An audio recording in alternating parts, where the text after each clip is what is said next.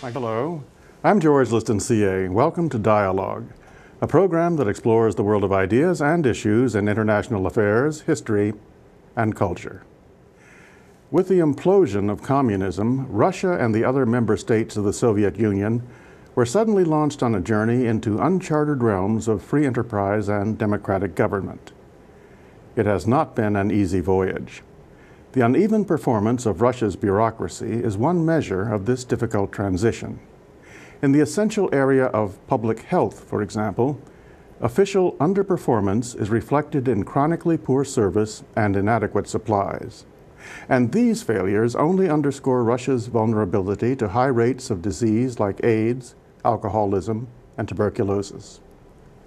To grasp the problems affecting this sector is to gain valuable insight into the 15-year evolution of Russian democracy. And that calls for a precise deconstruction of the tangled cords of corruption, inefficiency, history, and the challenge of cultural adaptation. My guest is Alexandra Vacroux, a senior scholar with the Kennan Institute for Advanced Russian Studies. Alexandra, welcome to Dialogue. Thank you. It's a delight to have you here, and since you write beautifully, let me tell everyone that at the start, it's going to be a delight to look forward to the book that you're writing about this evolution of Russian governance as seen through the prism of medical care, health care. And I want both of us to talk about that today, and then of course I look forward to reading that book when it comes out. As a way of getting into the conversation, Alexandra, let me see if I got this right. In terms, first of all, of thinking about reform from the Soviet Union to the independent states that we have today, that we should understand, first of all, that reform itself, change of this kind, is not an easy process. It's very complex and difficult. And I think one of your major points is it can be uneven. Certain aspects of it are ready, others simply are not. And we have to realize that even as we approach the subject. Is that correct? I think that's right. It's very important when we think about reforms in general, and this is not only true in the post-communist sphere, but even in this country, that reform is not a coherent, organized, ready-to-implement program that someone can just roll out as soon as the decisions are made. That most of the time, a preliminary idea that something needs to change is advanced, and then you have a process of building consensus among reformers, and only then is it turned over to a bureaucracy to complete, to design, and to implement. And there can be enormous gaps between the initial intentions and the ultimate program that ends up being felt by the people on the ground. Right, and that's beautiful said, Alexandra, and that gives me pause, and I think those of us on the outside of Russia looking in, because it seems to be that the second point might be that what we might blithely interpret as being, quote, corruption or inefficiency may be some degree of that and sometimes something else. And in other words, one has to be very precise about gauging how these things interrelate and the factors that either make reform work or give it problems. That it's a very complex process, very intricate. That's right. That's right. And sometimes things that appear to be corruption or deliberate inefficiency are really the result of an environment that doesn't allow for efficient taking of decisions. So for example, if you have an environment, as in Russia, where there were competing regulations or competing rules, old Soviet rules that hadn't been canceled, new federal laws that weren't imperfectly understood down in the regional level, and regional laws, and all of these laws in some way contradicted each other, then the official on the ground who might want to actually implement the law isn't even sure what it is that they're supposed to be implementing. Yeah, I'm glad you said that, Alexandra, because I want to, you make a big point of this too, that everything is rooted in history, and you've got to understand what went before as a way of looking at what's going on right now. And I should point out before we go any further that you have had a very long period of residence and work in Russia, and they include, and I hope I got this right, work in what we might call the public sector with ministries and the private sector with a major bank. Is that right? That's right. That's great. So you got kind of both ends of the picture to. Well, I think there are three ends, actually. I also was quite involved in the NGO community and with United Way in Moscow. And you remind me, you also were writing proposals for USAID? Yes, well, that was part of my ministry days. Well, as you can see, you know what you're talking about. I mentioned that you root this in history, so let's take that step backwards. Back in the day, so to speak, under the communist system, and I'll use a quote from your writings, the Soviet healthcare system was run from the very heart of the USSR. I mean, intensely centralized. I guess one way of looking at that in terms of a question is, did it work then when it was intensely centralized, or what were its problems if it didn't? Mm-hmm. That's a very good question, because in a way, ironically, we have a tendency to idealize what the state was like in the Soviet period. So we imagine everything fell apart in the post-Soviet period, and therefore there was something very coherent and organized in the Soviet period. And in fact, when you look inside the different ministerial structures, for example, certainly we found that in the production-related enterprises or ministries, there was a lot of problem between the plan and fulfilling the plan and meeting the quotas of the plan, a lot of bartering and negotiations in order to try and make it look as if things were being implemented properly. In the healthcare sector, what you had was a highly centralized ministerial structure, a vertical, as it was called, where there was a very tight control over what was happening down at lower levels. However, there were still problems in adequately meeting demand of the population. The best example of that, I find, is that the drug demand was only met at about 80%, according to the best estimates of the Soviet planners. If they took into account domestic production and imports, they were still not fulfilling at least 20% of the demand of the population for important drugs. In the old days. In the good old days, right. This, just to get one sense of this vertical, I imagine it as being the kind of thing where some decision makers sitting in Moscow would say we need X amount of tuberculosis vaccine. I mean, and sort of and then that would be the import level for the entire country, or everything would be driven by what they decided for the country as a whole. That's true, but the information was coming up from the bottom also. I mean, the way that information on drugs, for example, was collected on demand is that you had lowest level, rayon level pharmacies that were estimating the demand and the morbidity in their rayon, giving that information to the regional level. The region was aggregating those applications, as you were, and passing it up, and it went up through the republics and up to the Soviet Union. And then the ministry was going to make a decision on the basis of those aggregate applications, given the constraints of production and import capabilities. What's a rayon? Is it like a county? It's like a district. A district, okay. Would that be the smallest level, reporting level, so to speak? It's a complicated question. It depends on whether you look at the urban areas or the rural areas. But there are some smaller units that are municipalities that can be grouped inside rayons. Well, I like the word rayon. One of the aspects of this, Alexandra, that I think is most important to what happens after communism falls is the swiftness with which it fell. Because you have this, I think here the word is devolution to, not the rayons necessarily, but regions for responsibility for healthcare, but it happens with suddenness. Is that one of the destabilizing issues, so to speak, that affects everything that comes after it? It's an interesting question, because when we think of decentralization, we think, okay, so there's a very careful devolution of responsibility to an area, a territory of government or a level of government below that where it was before. And in fact, what happened in the Russian case is that after Yeltsin came to power, and as part of the conflict that he was engaged in with Gorbachev, the regions were encouraged to grab sovereignty in a rather disorganized way. And so power and responsibility for different policy areas flowed to them in a very irregular fashion, and without any kind of proper training of the regional officials, and indeed without any careful calculations of how much money they were going to need in order to fulfill those responsibilities. Wow. It might not have been absolute chaos, but it was pretty disorganized, it sounds to me. It was pretty disorganized, yeah. And it counted a lot on how good the regional leaders were going to be. Unfortunately, in the area of health, for example, those were leaders that were chosen not for showing initiative or creative problem solving. Those were people who were very good at following orders from above. This is something that, as a novel lover, a lover of literature, I really have always wanted to ask someone who looks at Russia. Because before and after the collapse of communism, you essentially had the same people. I mean, there's a culture aspect of, for lack of a better term, work culture or the way in which you do things that is going to be innate to these individuals. So it seems to me that that must have been a major problem in itself. You've got the same bureaucratic mentality embedded in the individuals now operating on the regional level as did previously in the old system. Well, it was a problem and it was a blessing as well, I think. On the one hand, that's true, that you have people who have the old mentality, and in the area of health, there were many people who were not at all convinced that it should be privatized or have any private sector involvement at all. For example, even in pharmacies or in medical practices. However, at the same time, those were people with a lot of experience in implementing programs and in policy. And if all of them had been swept away, you wouldn't have been able to find the kind of cadres that you needed who understood how to make government work. Yeah. So there was a problem of resistance. There was a problem of people who had never, for example, seen a market in their life now called upon to regulate it. But at the same time, you had people who had a genuine, I believe, ideological penchant for helping people and for believing that the state must remain involved in healthcare and must do a good job. And so while they may not have been up to the task that was given to them, they certainly were not the wrong people for the job either. I appreciate that. I think I learned a lot from that answer. I'd like to talk now, as a sort of a follow-up to that, about the specific, at least some of the specific problems the regions might have faced and are still facing. First of all, Alexandra, what were they, because under the old system, it seemed to me supplies and getting adequate supplies in the right places was kind of a problem. Would it have been, and is it now, a bigger problem for the regions to get adequate supplies on the one hand of medical goods, and also adequate finances, which is probably even more important?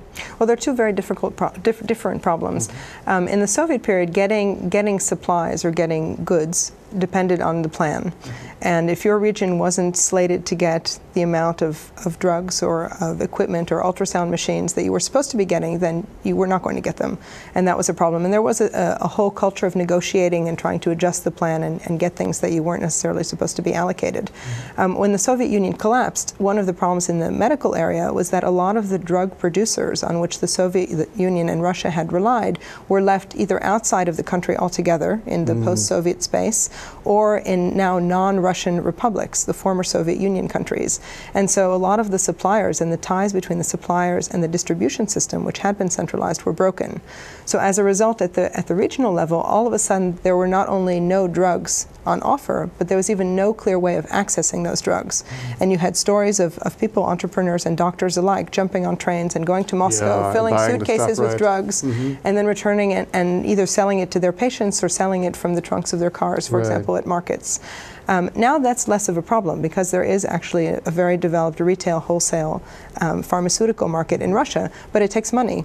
And money is a problem in the healthcare sector. It always has been, and it continues to be to this day, although the Putin government has been putting more and more money in that area, and for example in the area of HIV and AIDS research. But we still find that there's a problem in how a lot of the social services and the medical services are organized. And right now, in fact, there's a big problem in terms of people who are supposed to be getting drugs for free not being able to get them because there's a glitch in how the regions are reimbursed. Alexandra, it just occurs to me as we speak about it, we're speaking specifically here of Russia, but there were 14 other constituent parts of the former Soviet Union. Can one assume that the same situation, perhaps even a worse version of it, of what we're saying right now about Russia, obtains in those areas today? It's very much a country-by-country situation. In the Baltic countries, which have developed very close ties with Europe, I think that they're pretty much out of trouble as far as access to markets, for example, and development of their healthcare system. They have very good access to information and knowledge and a real drive to reform their systems in a Western way that's been going quite effectively. In some of the Central Asian states, they have inherited the same system that Russia did, but they're reforming it in fits and starts. I don't think anyone has found the perfect way to reform a Soviet era healthcare system. One thing that may be affecting all of them, though, that 14 and Russia, if I'm clear on this, and I may not be clear on it, but I'm sure you'll straighten me out if I'm not, is Moscow still in a position today to issue what we might call in our parlance unfunded mandates for these regions to carry out? In other words, you now have the responsibility, for example, health insurance or something. This is something you have to do now on your own. We're requiring it, but not necessarily giving you the resources to do it. That has been a big problem. It's less of a problem now, actually, than it was even 3 or 4 years ago. And in the area of health, it usually was felt by the federal government deciding that certain groups of veterans, for example, were now going to be entitled to free drugs or discounted drugs. And then the regions were supposed to be providing those drugs for free, but they weren't given any money in order to provide those drugs. Or, for example, salaries would be increased for all government workers, and the regions were supposed to find the money themselves, even though the decision had been made at the federal level. But lately, in the past 2 or 3 years in particular, there's been a greatly improved fiscal discipline and fewer unfunded mandates than there were through most of the transition period. Well, that might in part answer this next question of mine because it's related to it. And when I started thinking of the unfunded mandates, it reminded me of a quite colorful phrase you used, and I think it will appear in your book too. a war of laws that developed perhaps as the transition began, when, as I took it, the regions could say, well, we'll do this, but we won't do that, or we'll look to this other source of sort of legal backing for what we choose to do. That is to say, between the regions and Moscow and determining what their responsibilities were and how they were going to carry them out. Is that still a fact, or has that confusion been? That's one of the problems that the Putin regime has actually solved. It was one of the first things that President Putin tackled when he came to office. He created a new layer of government in between the regions and the federal government called the Pulp Reading, sort of the representatives. And one of the first tasks that they dealt with, along with prosecutors in the regions, was to look for contradictions between regional law and federal law in the Constitution and get the regions to cancel those laws. So it was a very difficult effort. There were, by some estimates, between 10 and 20,000 regional laws that contradicted federal law. But in fact, they managed within a period of about 2 or 3 years to get the regions to cancel those. I'm glad you bring Putin into this, because as you stated at the outset of our conversation, Yeltsin and his government initially set this in motion. And Vladimir Putin, now in power, is using what I think they call recentralization, is it not, to solve some of these issues. I guess the question is obvious. How is he doing? How is it doing in working in the healthcare system? Is it flowing as nicely as you just said there? Well, there are mixed results. I mean, one of the problems is that decentralization did not work as intended and did not produce the idealized results, and I don't think recentralization is going to either, partially because the problems created by decentralization, the creation essentially of 89 or 88 different regional healthcare systems, is not going to be solved by saying that the Ministry of Health now has more authority over those regions. The regions are providing about 80% of the funding for their healthcare systems, and Moscow, frankly, doesn't have the leverage to influence them as much as it would like to. At the same time, there's a program called the National Project on Health, which has been distributing money in a somewhat ad hoc way in the regions in order to increase federal influence. So in some ways they're very coherent programs, for example, to increase funding for GPs' salaries. But in other areas they seem to be buying equipment for regions or fixing up certain hospitals very much on a political basis rather than on using an approach that would try and really reform the healthcare sector. I think they've decided that the healthcare sector is just too big a problem to tackle right now, given the political cycle. Does this, because when you mention Putin, recentralization, healthcare, and other issues, I think in the Western imagination or mentality, one of the immediate questions that arises is its effect on democratization. It's even a hard question to pose, but is the Putin government accomplishing this in a way that either has a neutral effect on democratization or is reversing it or endangering it in any way? I mean, do you have an opinion on that? It's not that easy to tie the two together. However, there is one clear example where protests over a so-called monetization program, whereby people who were given drugs in kind or access to free drugs in kind, pensioners, for example, or some of the veterans, were asked to take money instead. So basically shift to cash payments as opposed to in-kind payments. Let me make sure, the patients. The patients, just regular people, pensioners, for example, who had been entitled to get drugs at a discounted rate or for free, were asked to take money instead. And this was quite important in terms of the restructuring of the Soviet-era social services. And there were quite significant protests by pensioners hitting the streets in January in order to protest this taking away of something that they had come to see as their right. And because of those protests, which were quite unexpected for the government and quite poorly handled at first, they really backed away from that reform and seem to have gotten gun-shy about doing any more major social reforms at this point. It's just not worth the protests for them. So while I wouldn't say that the changes in the healthcare system have a direct effect on democratization, it's definitely true that they're sensitive to making the kinds of changes that will bring people out in the streets and potentially be a destabilizing force in the political system as they've construed it. That's very interesting, very interesting. You know, it occurred to me also, Alexandra, there's an international dimension to this, is there not? I mean, because perhaps under the communist system, but perhaps very definitely now, many of the drugs that are being consumed, used in Russia are bought on the international market. Is that correct? It's a very touchy subject, that the imported drugs are about 70% of the Russian market. And they would very much like to have a greater amount of domestic production, but many of the factories that produce drugs, as I mentioned before, were either left outside of Russia or really didn't get any kind of capital investment in the 90s. And so to bring them back up now to international standards, to good manufacturing practice, which is what a lot of the drug companies are expected to have now, is quite expensive. And there hasn't been that much interest in investing in those facilities so far. Now, if the state is going to start really pushing this idea of rebuilding domestic production capacity, then I'm sure the money will flow and they will be able to do that. We pursue this international connection a bit further in two dimensions. The fact that 70% are coming from outside, is there any effect of that on the corruption issue? I mean, you've got international suppliers of what is a very desired and expensive commodity and all, et cetera, et cetera. I mean, is that an issue? It's an issue. It's an issue, and it comes into play in a couple points in the process. I think there are points that exist in other countries as well. I don't think it's unique to Russia, but whenever, as you say, you have a big business that's importing drugs and that has potentially access to markets, there's a question of corruption. Getting on the so-called list, I think there's a list exactly. of suppliers. There's a list of essential drugs which doctors prefer to prescribe for many patients, and so getting on the list basically opens up a lot of the markets for you, and companies generally have to get on that list, and they will use whatever means they need to get on the list. It's a very long list, actually, much longer than it is in many other countries.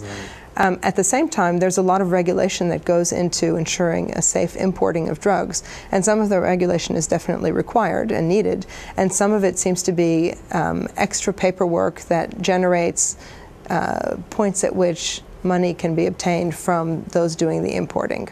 Very well said. I like that. I can understand what that means. To be discreet. Yeah, I understand exactly what that can mean. Here's the other aspect that, Alexandra, that's in my mind about the international dimension, and that is they have to buy this in hard currency, international currency, and the ruble can fluctuate. I think in '98, the regions did face that problem. The ruble didn't collapse, perhaps, but it really went down. There was a very swift evaluation of the ruble in the August '98 financial crisis, and that was terrible for pharmaceutical markets because a lot of the way the market works is based on credit, and it's based on hard currency credits. So, for example, pharmacies in a given region will have taken a credit from a distributor and have gotten the drug on their shelves in exchange for payment later in hard currency. And when the ruble devalued, they were selling those drugs for rubles, and they couldn't get enough rubles back in order to repay the credit. So they had situations where either the pharmacies went bankrupt and disappeared, or in some cases they tried to return the drugs to the distributor unsold and were then accused of sabotage by the regional leaders because the pharmacies were being emptied by pharmacists trying to ship the drugs out of the region in order to repay the credit. And on the one hand, it was a very difficult moment because the drugs were quite scarce and people were afraid of them disappearing completely. On the other hand, what it produced was a natural, accelerated consolidation of the market, the retail markets, and to some extent of the distribution markets. And a lot of those small pharmacies that probably shouldn't have been in business anyway, that didn't have the kind of working capital they needed to ensure steady supply of drugs and steady maintenance of proper conditions for storage of drugs, were forced out of business. And bigger companies came in, chains started to form, pharmacy chains, and the distribution market, which had supposedly up to 7,000 small distributors creating this chain of drug sales, which made it impossible to figure out where a medicine had come from. Those chains basically collapsed, and now you have a period where you had 4 or 5 major national distributors emerging with higher standards of working and perhaps less competition, but I think in general a much more orderly wholesale market. It all sounds like evolution to me. Exactly. It's organic evolution. I mentioned at the outset, and it was just my kind of layman's view of it, but a brief litany of the problems Russia faces. The AIDS everyone knows about or should know about, alcoholism, tuberculosis, and I'm sure the list is much more extensive. Are there any success stories, anything that's hopeful? Because I mean, everything that at least I read, or much of it, is just depressing, quite frankly, about the health panorama in general in Russia today. Well, it is very serious. It's a very serious problem. They've had very serious problems with life expectancy, which dropped significantly in the 90s and which is still unstable, I would say. I don't think anyone is confident that they've managed to arrest that drop. It's around 72 years old. And in some regions like Tiva, it's under 50 for men. I mean, rates that we haven't seen in a very long time. But there have been some successes. There was a very significant diphtheria epidemic in the 90s that took a while to be addressed, but once the ministry decided to put their mind to it, they were extremely good at cracking down on the factors that were encouraging its spread, and they managed to stop it. Also in the 90s, because of the lack of money, there weren't enough vaccines. There weren't measles vaccines, for example, and that's a problem that's pretty much been stopped, and now there is a proper immunization schedule again. As far as tuberculosis is concerned, that's a much bigger problem for Russia than AIDS is. And there have been problems in reforming the system of tuberculosis institutions and medical facilities that existed before. But there's at least an understanding that tuberculosis and AIDS, for example, are problems that need to be addressed together. And the Putin government has greatly increased the amount of funding that they're providing, for example, in the fight against AIDS in Russia. It is really good to hear some good news. It really is on that score. The book you're working on, Alexandra, I think, is Inside the Black Box. That's the title. And I think the plan is that you will largely focus on, or certainly bring a lot of attention to the healthcare area and this particular bureaucratic structure and its implications, but use that as a way of looking at the evolution of Russian governance over these past 15 years. Is that that's right? And so tell me why that's going to work that way. I mean, how one proceeds from understanding this to getting a sense of the larger picture. Well, I think when we talk about what has happened in Russia, how well do we understand what's been going on, inevitably you start thinking about the state. How has the state changed? But the state is such a big, amorphous entity that in order to get at that question, I found it was much more productive to look at a single sector, to look at healthcare, to look at the Ministry of Health and the other agencies involved in health, and look at how there are changes in the federal structure and then the regional health committees changed and how that affected policy outcomes. And what I found is that some of the transformations that happened at the ministerial level in Moscow and also at the regional level are quite reflective of what happened in other agencies as well. Well, I guess it's through a magnificent kind of looking glass, isn't it, that we'll be able to see this new reality. Alexandra Vacroux, I very much look forward to the book. I know it's going to be beautifully written, and I think it's going to be important to read too. So thank you for this conversation, the forthcoming book, and please come back. Thanks, George. And that's our program. We appreciate your comments, and you can reach us at dialogue@wilsoncenter.org. I'm George Liston, CA, and you've been watching Dialogue, a co-production of the Woodrow Wilson International Center for Scholars and MHC Networks. Dialogue is also on the MHC Worldview channel, which is available to public TV stations nationwide. For more information, go to www.mhcworldview.org. Please join us again right here next week, and thank you for watching this week. And thank you, Alexandra. Thank you. See you.